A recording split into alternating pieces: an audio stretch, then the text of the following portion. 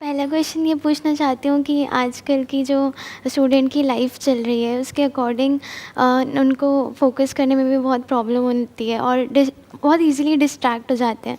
सो उनकी ऐसी कैसी रूटीन होनी चाहिए जिससे कि वो उनका माइंड की ग्रोथ हो एंड ऐसी डेली रूटीन बताइए जो एक चीज़ तो मस्ट हो कि हाँ उनको ये करना है जिससे उनके माइंड का डेवलपमेंट एंड ग्रोथ हो।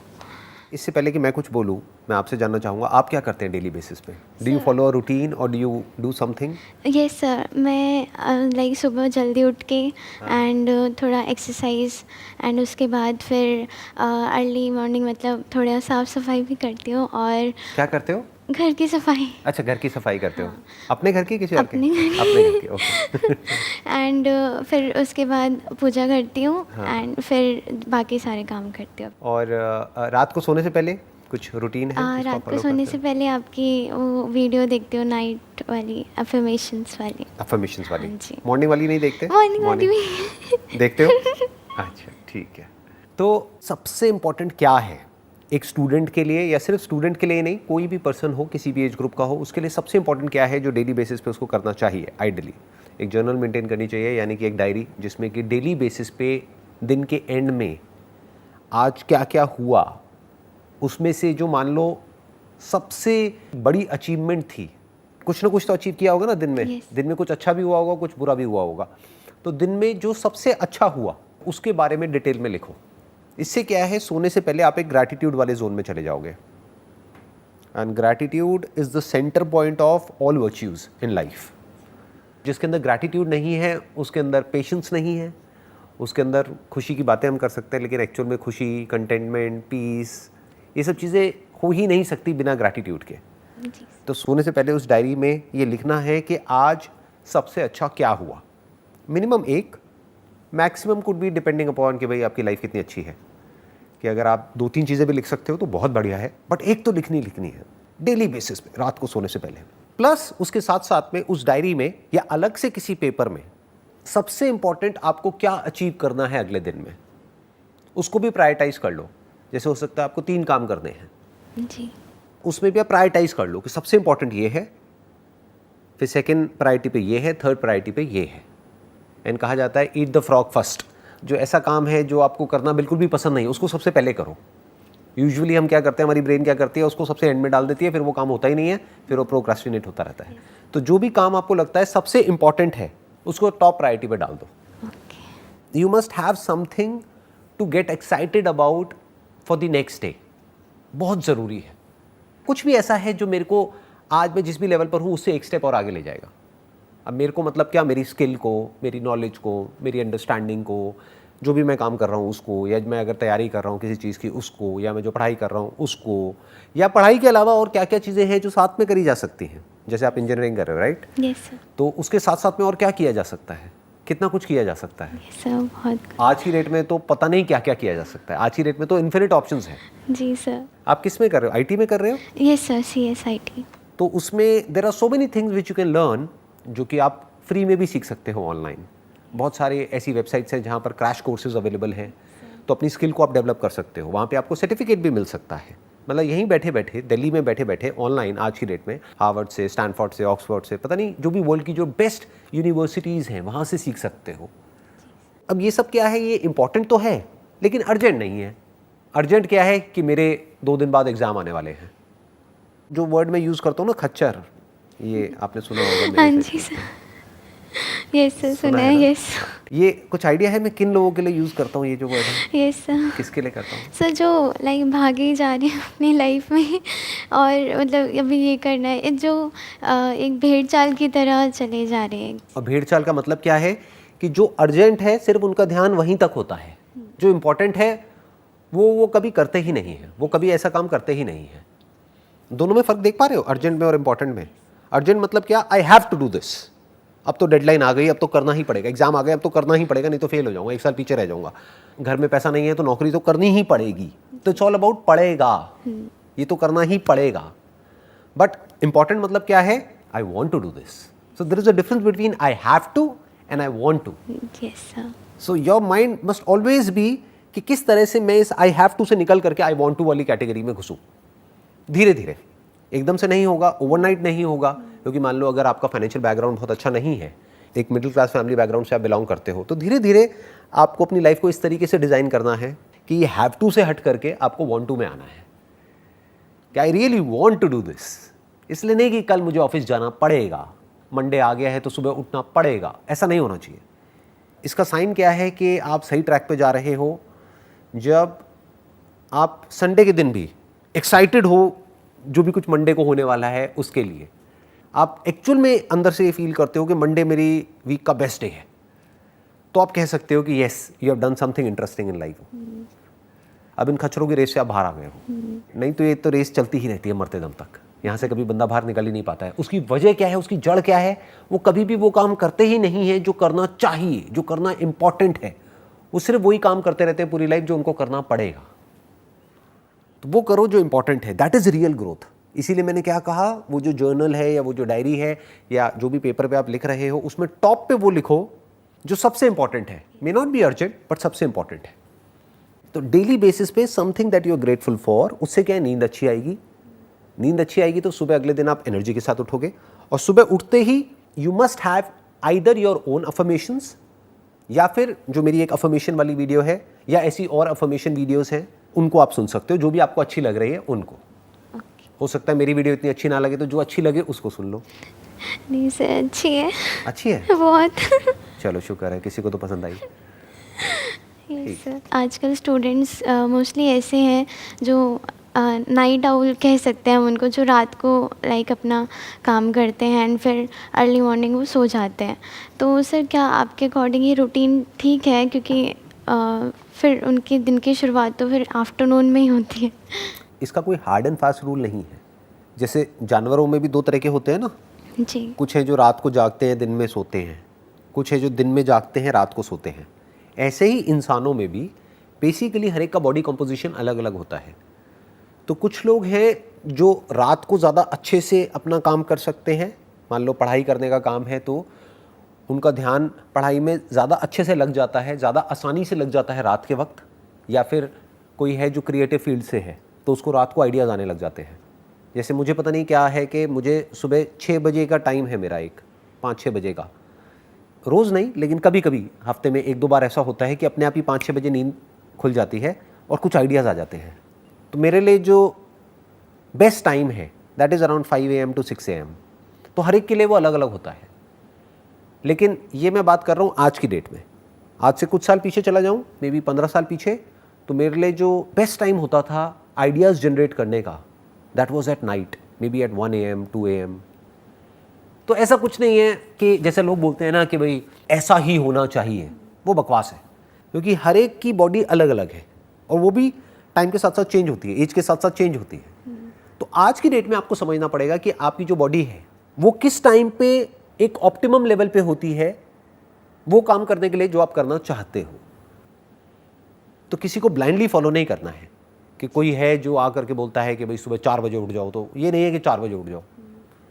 हो सकता है उठने के बाद में आपको नींद आ रही है, आलसी हुए पड़े हो और इधर उधर गिर रहे हो, पढ़ रहे हो, व्हाटएवर, क्या फ़ायदा उसका?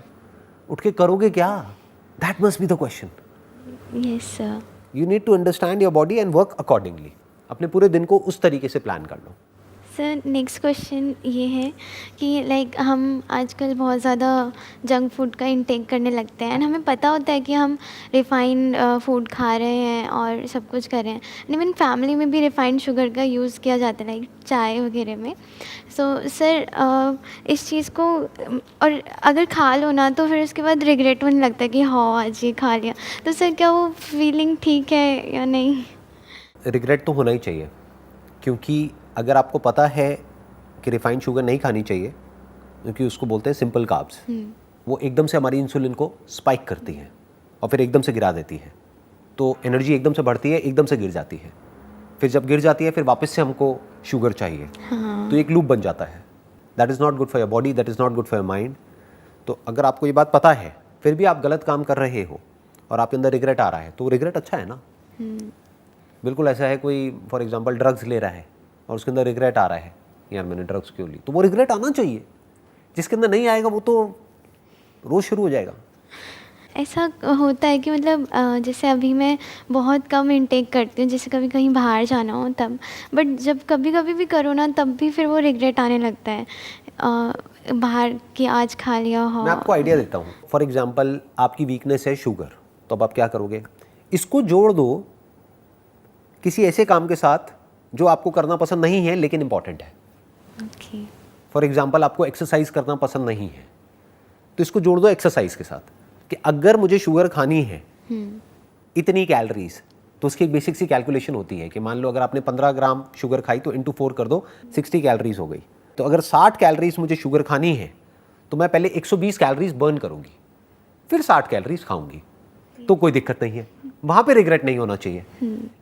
आपने क्या किया, इसको जोड़ दिया किसी ऐसे काम के साथ में, इस रिवॉर्ड को जोड़ दिया किसी ऐसे काम के साथ में जो करना चाहिए लेकिन आप करते नहीं हो। तो इस तरह से अपनी लाइफ को मैनेज कर सकते हो। सर एक और पूछ लूँ? अभी भी रह गया है? कौन सा क्वेश्चन है बताइए। सर ऐसा होता है कि लाइक जैसे जैसे हम टाइम के साथ साथ बड़े होते जाते हैं तो बिहेवियर चेंजेस बहुत सारे आते हैं। तो अगर हमें फिर खुद भी डर लगने लग जाता है कि अगर हमें लाइक जैसे मैं अपना ही एग्जांपल लूँ तो मुझे गुस्सा नहीं आता था पहले, बट अब धीरे धीरे थोड़ा सा आने लगा। सो मुझे डर लगता है कि मैं किसी को हर्ट ना कर दूँ इसकी वजह से। सो उस चीज़ का इमोशनल बैलेंस कैसे रखें? आपकी आवाज़ से तो नहीं लग रहा कि आपको सर गुस्सा आता है। मतलब ऐसे नहीं आता। जब आप गुस्सा करते हो तो सामने वाले हंसते हैं या सीरियसली उनको बुरा लगता गुस्से है? में मुझे रोना आ जाता है। अच्छा, तो आपका गुस्सा थोड़ा अलग टाइप का है। आई एम सॉरी, मुझे हंसी आ रही है। आप गुस्सा करोगे कैसे, पहले मेरे को करके दिखाओ एक बार, आप कैसे करोगे गुस्सा? सर अभी नहीं आएगा। जैसे मान लो किसी ने आपसे कुछ उल्टा बोल दिया, आप यहाँ से जा रहे हो, अपने घर जा रहे हो और किसी ने कुछ बोल दिया आपको, अब कैसे गुस्सा करोगे? सर अगर मैं उसको नहीं जानती तो मैं इग्नोर कर दूंगी। आप इग्नोर कर दोगे? बट हाँ, अगर अब्यूसिव हो रहा है कोई तो मैं बोलूँगी कि कैसे बोलोगे?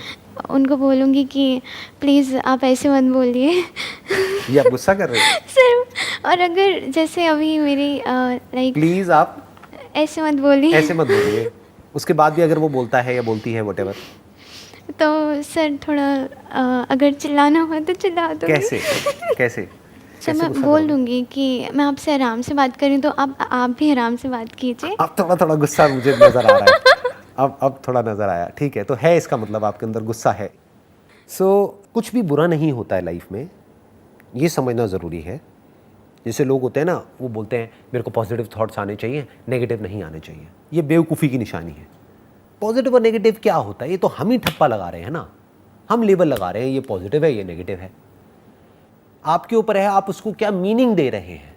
क्या है आपका पास्ट, कुछ एक्सपीरियंसेस हैं जो आपके साथ में हुए हैं, वो एक्सपीरियंसेस अपने आप में ना अच्छे होते हैं ना बुरे होते हैं, उसको आप मीनिंग दे देते हैं अपने माइंड में।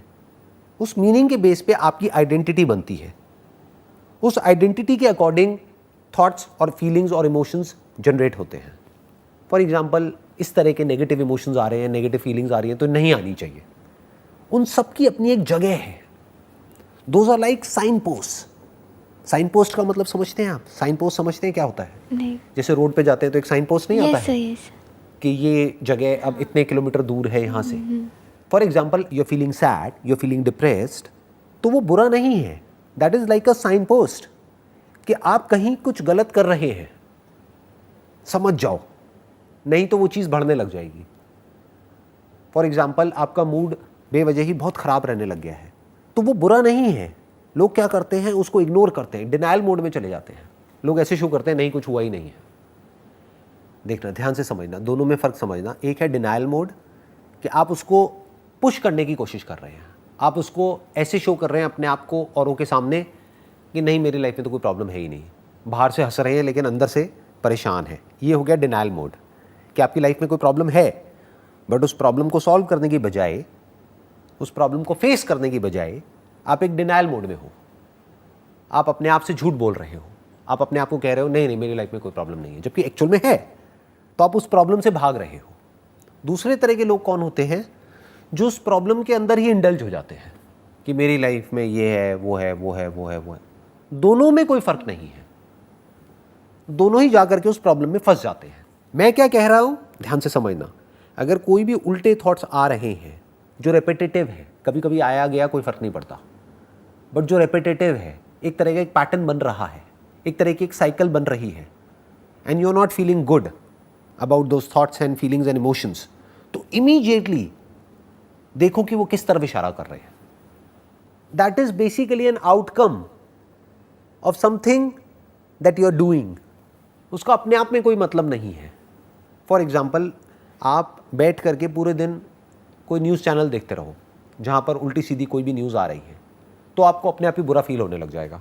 तो अब आपको ये नहीं करना कि मेरे को बुरा फील ना हो या मुझे बुरा फील नहीं हो रहा है. आप न्यूज़ चैनल देखे जा रहे हो, आपको बुरा फील हो रहा है, लेकिन पूरी दुनिया के सामने आप कैसे रिएक्ट कर रहे हो कि मैं बहुत खुश हूँ. खुश कैसे हो सकते हो? आपको डर लग रहा है, लेकिन बाहर से आप क्या शो कर रहे हो? नहीं, मुझे डर नहीं लग रहा है. आप एंशियस हो अंदर से, लेकिन बाहर से क्या दिखा रहे हो? नहीं, मेरे को कोई एंजाइटी नहीं है. ये हो गया डिनायल मोड. या फिर क्या है, जो न्यूज़ चैनल वाले आपको डरा रहे हैं चीख चीख करके, आप और डरते चले जा रहे हो और ये कह रहे हो कि मेरे को क्या हो रहा है, मैं इतना डर क्यों रही हूँ, ये वो. उस वक्त करना क्या है? Look at it as a sign post कि मुझे बुरा फील हो रहा है. क्यों हो रहा है? मैं क्या गलत कर रही हूँ? तो इमीडिएटली आपको आंसर मिलेगा, अच्छा ये जो बुरा फील हो रहा है वो इस वजह से हो रहा है क्योंकि मैं कुछ बुरा देख रही हूँ, बुरा सुन रही हूँ, इस वजह से हो रहा है. तो अगर मैं वो बुरा देखना बंद कर दूँ, बुरा सुनना बंद कर दूँ, कुछ अच्छा देखना शुरू कर दूँ, कुछ अच्छा सुनना शुरू कर दूँ, कुछ अच्छा सोचना शुरू कर दूँ, एक डायरी मेंटेन करूँ, उसमें लिखूँ अपने सारे के सारे थॉट्स को. इनफैक्ट ये क्लैरिटी लिख करके ज़्यादा जल्दी आएगी आपको. जब भी कभी कुछ बुरा लग रहा है ना, लिखने लग जाओ, थोड़ी देर में अपने आप ही आपको अंदर से जवाब मिल जाएगा. अच्छा, इस वजह से ऐसा हो रहा है, ये मैंने पास्ट में हुआ था, उसको गलत मीनिंग दे दिया है, उसको मैं ये भी तो मीनिंग दे सकती हूँ.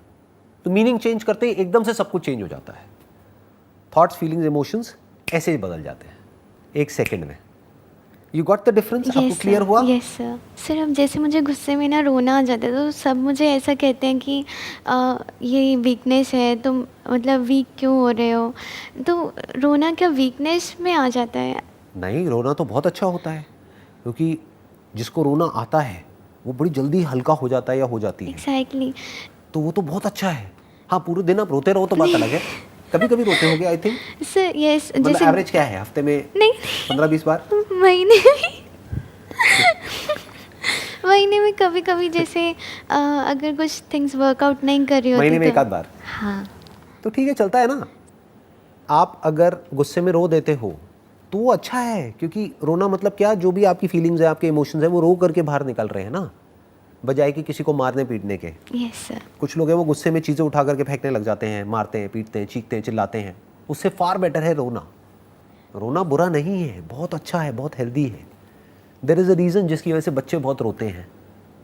तो ये नेचर की इंटेलिजेंस है जो हम सबके अंदर फीडेड है, ताकि हम किसी भी चीज़ को होल्ड करके ना रखें. कोई इमोशन है, फीलिंग है, वो आया फटाफट से निकल गया. ये तो बहुत अच्छी क्वालिटी है. इसके ऊपर तो मैं किसी अलग दिन एक पूरा का पूरा सेशन आपके साथ में करूँगा, एक पॉडकास्ट करूँगा, ये समझने के लिए कि इसके पीछे की साइंस क्या है, कि जब भी गुस्सा आए रोने कैसे लग जाओ. तो ये तो बहुत बड़ी साइंस है. मतलब अगर ऐसा आ जाए तो सोचो कितना मज़ा आए. हर घर में पति पत्नी की लड़ाई हो रही है, एकदम से पति रोने लग जाए, पत्नी को वैसी तरस आ जाएगा उस पर. अरे अरे बेचारा. राइट. लड़ाई 1 सेकंड में सॉल्व, खत्म. आई होप आपको जितने भी आपके क्वेश्चंस थे उन सबके आंसर्स मिल गए हैं. यस सर, मिल गए. Wish you all the very best. Thank you. And I must say आपकी स्माइल बहुत अच्छी है. हंसते रहो, कभी कभी रोते रहो, बट हंसते रहो. Thank you sir. Wish you all the best. Thank you.